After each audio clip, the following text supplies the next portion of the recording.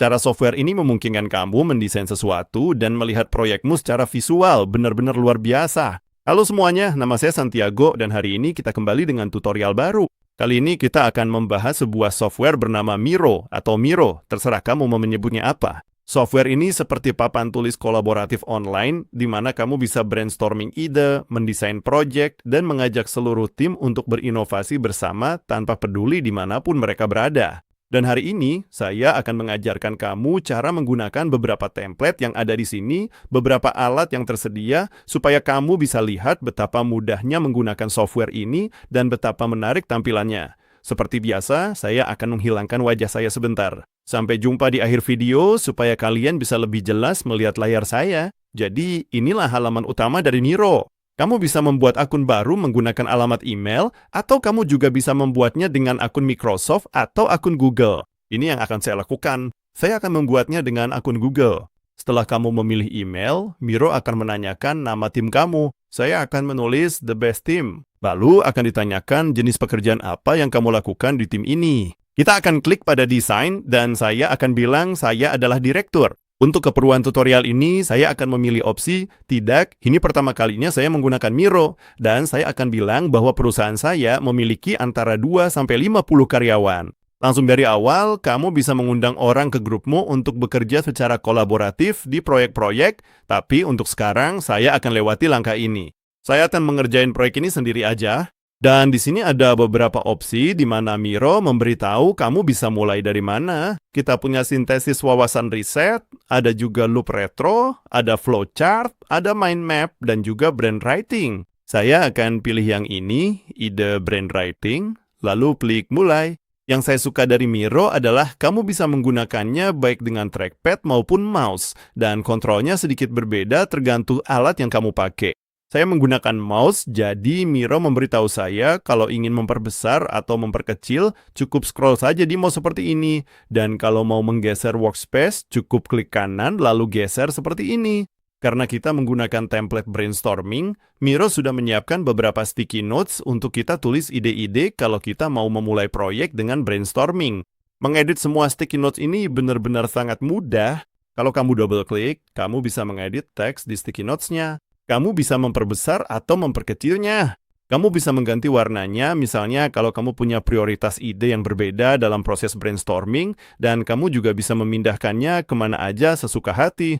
Ini seperti papan tulis putih, tapi kamu juga bisa memindahkannya keluar papan tulis kalau mau. Dan misalnya, kalau kamu mau menghubungkan sticky notes, misalnya kamu punya satu ide di sini yang terhubung ke ide kedua di sebelah kanan, kamu klik panah di sini dan mereka akan terhubung dengan garis ini yang menandakan hubungan antar ide misalnya.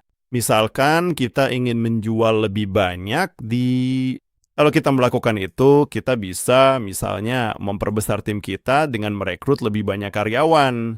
Jadi kalau kamu punya ide ini, kalau kamu berhasil mewujudkan ide ini, maka kamu akan mendapatkan ide yang lain. Begitulah cara kerja flowchart ini. Di sebelah kiri sini, kita punya alat AI, di mana kita bisa membuat berbagai macam dokumen, gambar, atau tabel misalnya, menggunakan AI. Misalkan saya ingin membuat gambar untuk proyek desain kita. Misalkan perusahaan kita menjual gambar-gambar kucing. Jadi, mari kita minta AI untuk membuat gambar kucing yang lucu. Miro akan membutuhkan beberapa detik untuk membuat gambarnya. Ini adalah gambar-gambar yang berhasil dibuatnya. Kita bisa menerapkan semua gambar ini ke kanvas, atau kita bisa membuangnya. Saya akan menerapkan ke kanvas, dan setelah kita menerapkannya, kita bisa memilih satu persatu, mengubah ukurannya. Misalnya, kita bisa mengunduh gambar tersebut jika ingin menggunakannya di proyek lain. Kita bisa mengedit gambar tersebut lebih lanjut. Misalnya, jika kita ingin mengubah bentuk sudutnya, jika kita ingin gambar yang membulat, jika kita ingin kontras yang berbeda, kecerahan, semua alat koreksi warna juga tersedia di sini. Kita juga bisa, misalnya, menghapus latar belakangnya. Jadi kita hanya punya gambar kucingnya saja seperti ini. Dan secara keseluruhan, ada banyak alat yang bisa kita gunakan untuk memaksimalkan penggunaan gambar kita. Setelah selesai, kita klik simpan dan gambar yang udah jadi akan muncul di sini. Misalnya, saya ingin menghubungkan gambar ini dengan ide-ide yang sudah saya buat di sini. Jadi, saya akan menggambar garis dari ide ini ke gambar kucing di sini. Kamu juga bisa menggambar bebas semua gambar dan bentuk yang kamu inginkan. Misalnya gambar yang satu ini sangat penting, jadi kita ingin membuatnya lebih menonjol seperti ini. Saya tidak akan menggunakan gambar-gambar ini untuk saat ini, jadi saya akan menghapusnya. Tapi mari kita cek juga fitur-fitur lain dari AI ini. Kamu bisa membuat misalnya lebih banyak catatan tempel menggunakan AI. Kamu bisa membuat diagram atau peta pikiran. Mari kita buat salah satunya. Ada beberapa saran di sini. Misalnya kita ingin membuat diagram alur, dan AI meminta kita untuk menjelaskan bagaimana diagram alur itu akan digunakan. Jadi, misalnya kita ingin membuat beberapa langkah untuk menjual lebih banyak gambar kucing. Itulah diagram alur yang ingin kita buat. Sekali lagi, Miro akan membutuhkan beberapa detik untuk menghasilkan kontennya, dan begitu aja, Miro membuatkan diagram alur ini untuk kita agar bisa menjual lebih banyak gambar kucing. Saya akan menerapkannya ke kanvas, dan kita akan lihat langkah-langkah apa aja yang disarankan Miro agar kita bisa menjual lebih banyak foto kucing. Pertama-tama, dikatakan bahwa kita harus mengidentifikasi target audiens kita. Lalu kita perlu memilih strategi pemasaran, membuat konten yang menarik, dan membagikannya di media sosial. Setelah itu, kita akan mendapatkan minat dari pelanggan. Jika jawabannya tidak, kita perlu menyesuaikan strateginya. Jika jawabannya ya, kita harus lanjut ke penjualan, lalu menangani transaksi, memberikan dukungan, dan kemudian memastikan kepuasan pelanggan.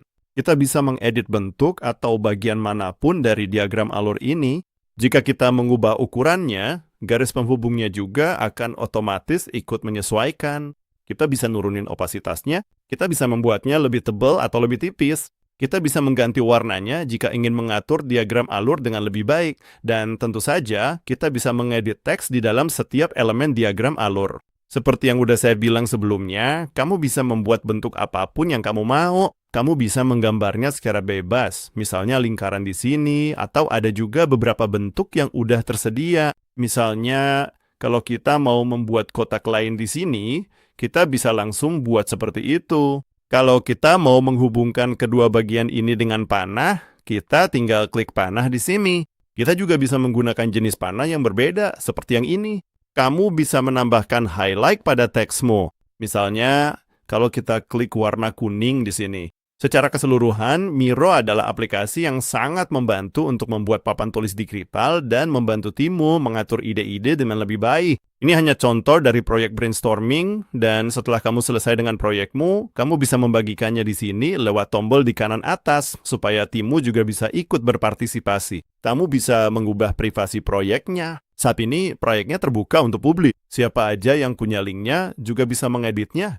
Kamu bisa memasukkan email timmu atau mengundang mereka lewat Slack, Google, atau Microsoft, dan kamu juga bisa mempublikasikannya di akhir proses supaya siapa saja di internet bisa melihatnya.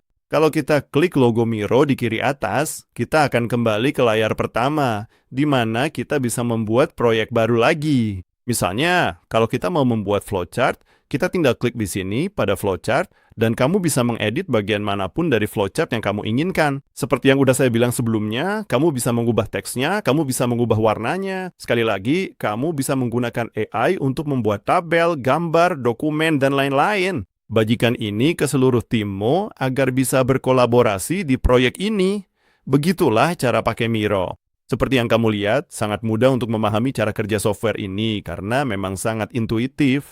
Menurut saya, alat AI terintegrasi di sini benar-benar keren karena membantu kamu membuat ide-ide yang ada di pikiranmu dengan lebih mudah. AI ini membantu kamu untuk brainstorming ide-ide tersebut lalu menuangkannya ke dalam sebuah proyek. Semua hal yang saya tunjukkan tadi ada di versi gratisnya. Kalau kamu mau pakai versi berbayar, ada beberapa link afiliasi di kotak deskripsi di bawah. Sekali lagi, nama saya Santiago.